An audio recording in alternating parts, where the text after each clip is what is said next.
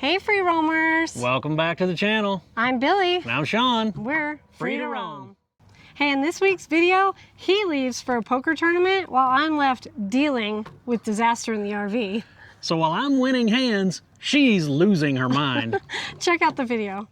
Rolling down the highway in our old fifth wheel. Free through Rome is where we find what's real. With the wind at our backs and the stars up high, life's a grand adventure, just you and I. We served our country, wore the blue and gold. Now we're living a dream with stories to be told. Each mile we conquer brings us hearts anew.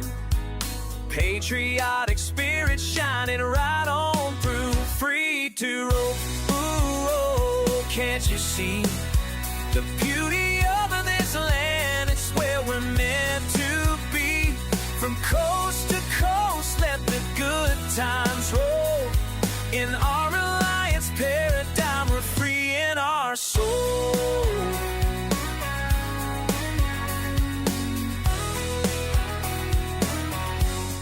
After living in this RV for over a year full-time, I like to think I'm pretty prepared for just about anything that can happen, don't you? I would have thought so, yeah. I mean, Yeah. your experience on the road. I mean, I've seen you do everything, so I think I could figure it out. But it took Shawn going away for a weekend and me being left back here to figure out that I was not prepared. Not at all. Hey, babe, what you doing today? Filling you up with water. Okay, cool. Fresh water. Yeah, fresh water. So Shawn is filling me up with fresh water today because we are at our work camping position and they have a spigot set up for us clear over there. So we're running fresh water to our rig before he leaves for the weekend. How many gallons did you have to put in?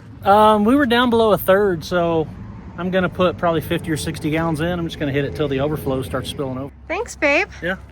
Now what are you doing? Well, the stuff that used to be fresh water has to be... Yeah, so the state park gave us this nice little turd toter. There's actually a vault toilet over there, and what they tell us that we can take this turd toter Yep. and dump it into the back of the Right vault into toilet. the back of the vault toilet. What you doing, babe? I'm packing because I'm gonna be going on a little trip. Be gone from the RV for a couple days. You're leaving me here in the RV by myself? You're a seasoned full-time RVer. You can handle it. I'm going to Joplin, Missouri, Sort of back home. by way of Bentonville, Arkansas. My first cousins, Curtis and Chris Stewart. They are the sons of my mother's older sister. You're just gonna hang out with them? I think they're staying in a casino actually in Oklahoma. Yeah. But you're gonna do a little resort time and it'll be fun. We're just gonna go meet and hang out. Haven't seen each other in quite a while, so it'll be a good reunion. Shawn's gonna bring some video from his side of the trip and I'll bring some video from whatever I break here while he's gone. Hopefully nothing, right? Right. So Shawn's cousins that he hasn't seen in probably almost over 20 years, probably. Close to 25. Yeah. Called him up and said, hey, do you want to come down to Missouri to do this poker tournament with us? And we thought there's nothing going on, so yeah. Yeah, we checked the schedule and I thought, man, why not? My cousin Chris was going to enter the big tournament and they called me and said, you know what would be really great? If you joined us for this like boys weekend. I haven't done that in a while. That sounds like a really good idea. We're in Riverton, Wyoming. That's the closest airport. And there's only 2 flights out of here, 5 in the morning and 1 in the afternoon, I believe. Got everything? Yeah. Okay. Travel light. Oh, it's good. Got your phone, got your wallet, Yeah. got your ID. Okay. All right, love you. Love you too. Safe travels. Okay, I'll be back. I love you. Ready, Mags? We drop Daddy off. We go home? Yeah. Just dropped Shawn off at the airport in Riverton. It's 4:20 a.m. His flight takes off at like 5 something, so we got him here at the airport. Now I'm headed back to the RV with Maggie so we can go back to bed because it's early. I can survive a couple days without Shawn in the rig. It's gonna be okay. He took care of everything for me before he left, so hopefully, knock on wood, no major issues. I'll be fine till he gets back. So. Hey, we just got here to the Downstream Casino and Resort. There's my cousin Curtis. And we're gonna go get checked in the hotel here after we get the truck valet parked. Say hi, Kurt. Hey. It's a pretty nice place. Hey, I arrived here at the Downstream Casino. Just give you a little look around the room. My cousin Chris got us all comp suites for the poker tournament, and I'll check in with you guys a little later on. So I think I can make this space work for me for a couple days. 6th floor and the 2nd tower.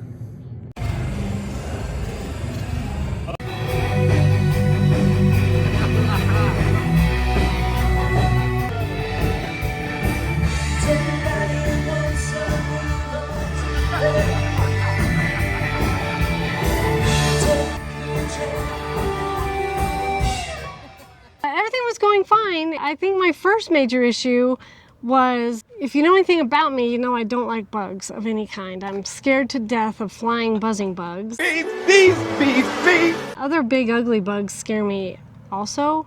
I think I was just coming back to the RV for something, and I went to grab the screen door and noticed a huge, ugly, nasty, sticky-legged beetle stuck to the screen. And I contemplated for like half an hour, how am I gonna get rid of this thing? Because usually I'd be like, Shawn, there's a bug, get it for me. And he takes care of it. You ladies out there are like, come on, Billy, you could have done it. But I just don't like bugs. I'm not there, so Yeah. she's got to do it. I put the door in front of me to block me. I got a fly swatter, flicked it away, and it was gross. What in the hell is that? What is that? Oh, it's huge. Ugh. Gah. Let's put this in the way to get block my Go away, you stupid bug.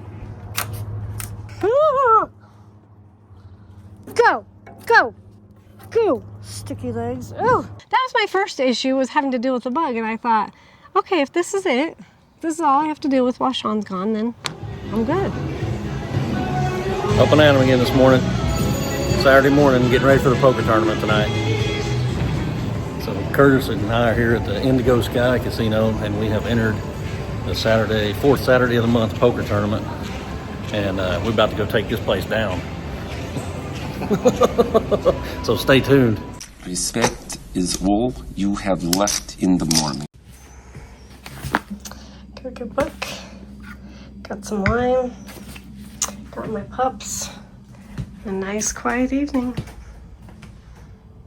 Hey, second night.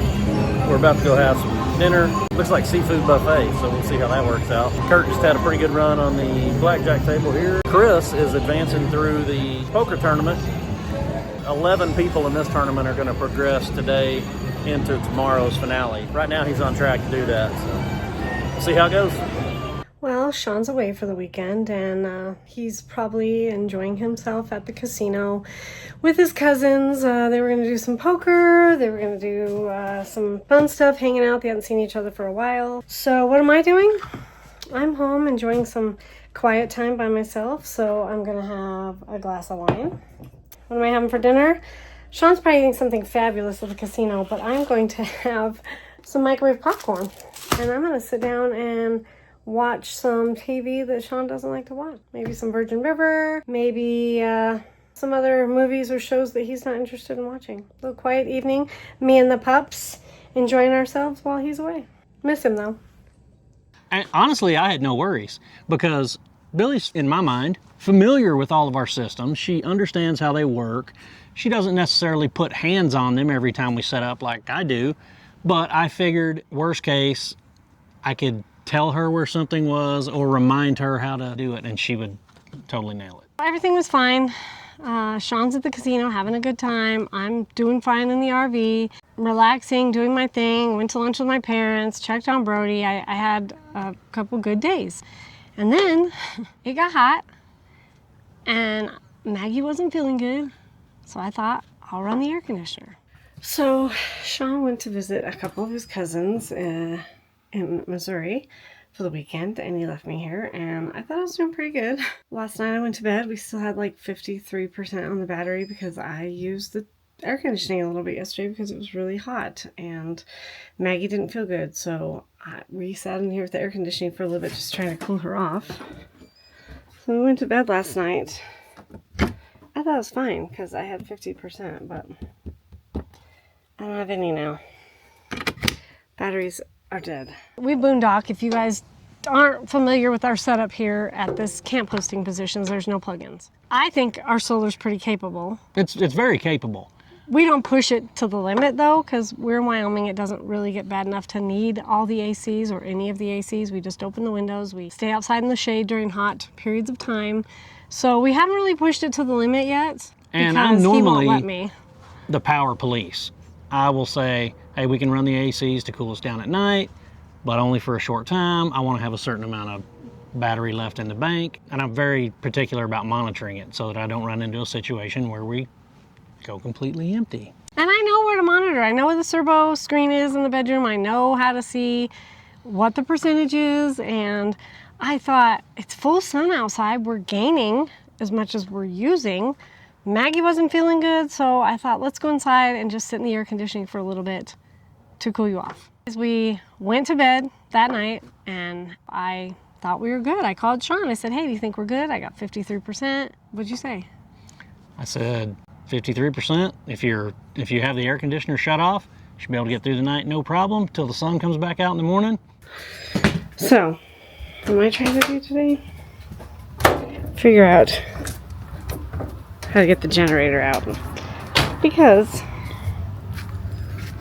in Shawn's defense, before he left, he said, hey, do you want me to get the generator out and set up just in case you need it? And I was like, no, we don't need it. I'll be fine. Lo and behold, we need it. Now, the generator's here, and it's really heavy, and I can't lift it off there. I was going to use the ladder as a ramp, but that was kind of scary because I thought it would run away. So now I'm just kind of waiting to see if the ranger comes by to check on us like he does every day. Maybe I'll ask him to help me get the generator off the tray, because once I get the generator off the tray, I think I can get going. I don't know why I can't run the generator on the tray. I wonder if I could do that. Stand by. Okay, I figured out that I'm going to run the generator on the tray until I can get somebody here to help me take it down. And the propane tank is on the ground, so now I'm going to hook up the power cord to the RV.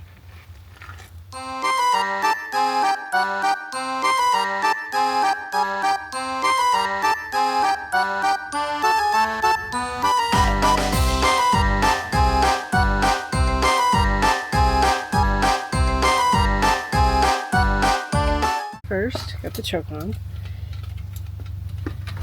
Oh, that's kind of handy there. Handle, okay.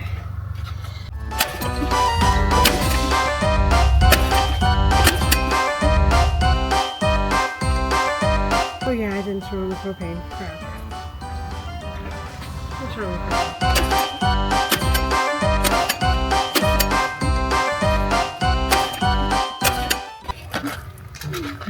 I figured out that it wasn't going to work on the tray, so a guy on a motorcycle had pulled up to stop and like take his jacket off or something. Finally said to myself, you know what, I got to get this generator on the ground, so let me just go over there and ask this guy if he'll help me set it on the ground. So he was a good Samaritan, he was a veteran, he was a combat veteran as well.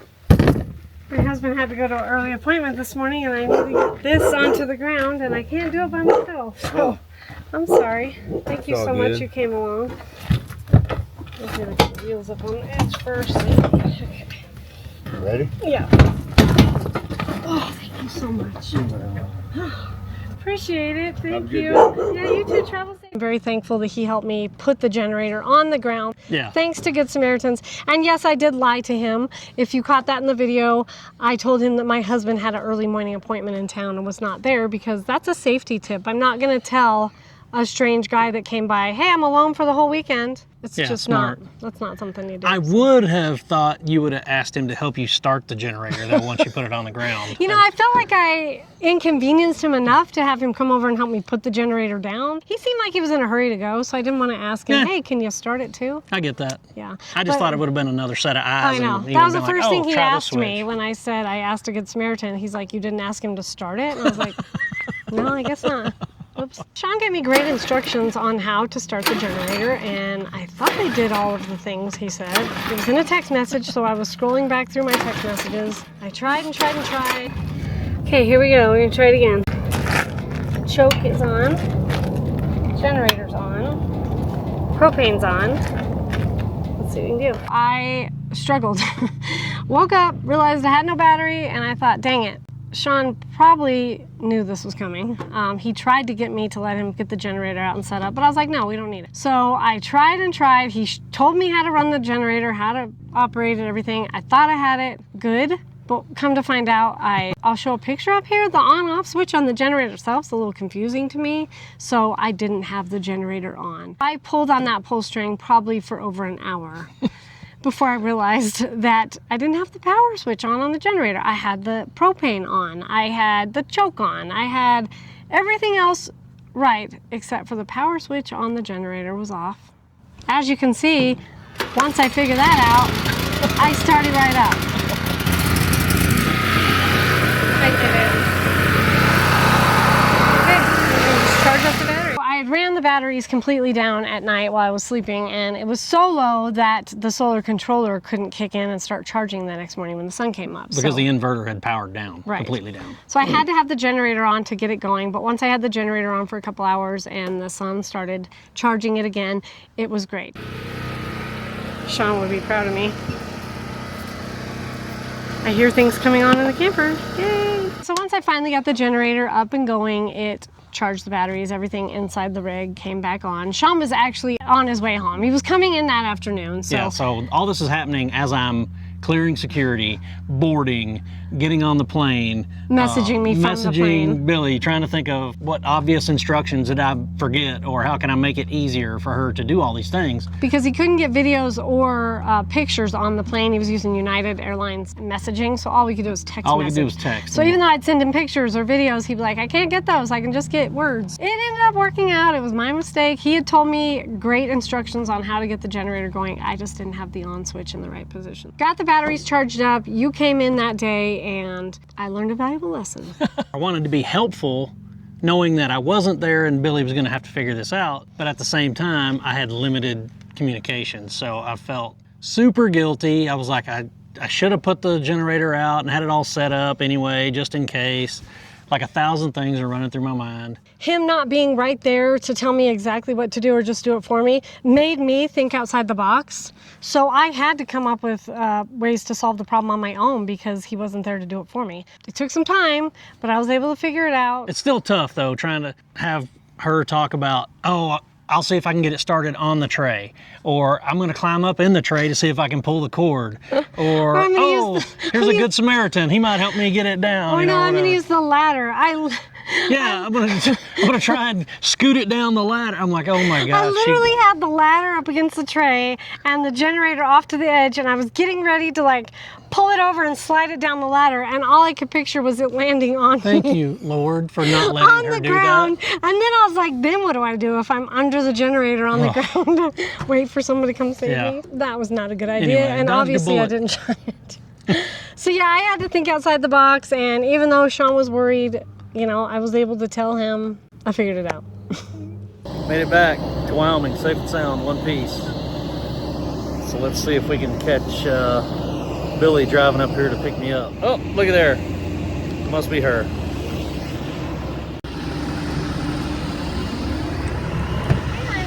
Going my way?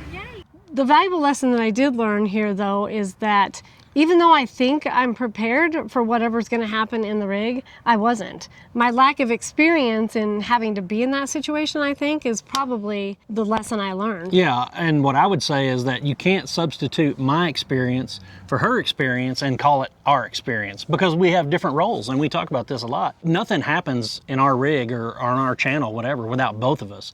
But we need to be better about understanding each other's roles, and even go so far as to experience each other's roles from time to time. I don't know if I'm dumping the tanks. You're doing good. Okay, I see where you're going with that. So the whole crux of this visit started out with my cousin Curtis reaching out to me. Curtis, I know you're a loyal subscriber and you're gonna watch this video. Thank you one more time from the bottom of my heart. It was so awesome to get to visit with you and Chris and Angie and just hang out and tell stories. Miss you guys. We'll see you again soon. Well, that was our adventure for the week while Shawn was gone and I was dealing with bugs and dealing with bugs and dead batteries. Thanks again for coming along and seeing all the crazy stuff that happens to us, because we don't plan this stuff. We're very unscripted. This happened and, I was frustrated when I woke up to a dead battery, but I thought to myself, this is real life. Yeah. I'm gonna film this and I'm gonna film what's going on because I wanna show everybody what could really happen if you're not prepared. Even when you think you are prepared, you don't know how you're gonna be in a situation until you actually have that situation happen. So thanks, Joel, for always reminding us to grab the camera when something happens that we wanna share. Well, I woke up in the morning, zero makeup, still in my pajamas, and I wanted to share my trials with all of you because I think everyone can learn from this experience. Leave us a note in the comments below if you guys have had a similar situation, or how often do you couples that are out on the road maybe separate and go take a boys' weekend or a girls' weekend and get some time by yourself. Let us know if there's been a crazy situation when you did go away from the rig, where a disaster happened back at the rig, and how you handled it, because you never know what's going to happen out here. It's real life and things happen and you just have to deal with them. We appreciate all of you guys, viewers and subscribers. We appreciate everyone who reached out to us last week about the loss of Maggie. We're just so glad to have you guys along on this journey with us. Our channel is growing every day and it blows our minds how awesome you guys are. So thanks again, and as always, safe travels, and we'll see you next week. See you out there. Heart full of freedom, we greet each day free to can't you see the beauty of this land? It's where we're meant to be. From coast to coast, let the good times roll.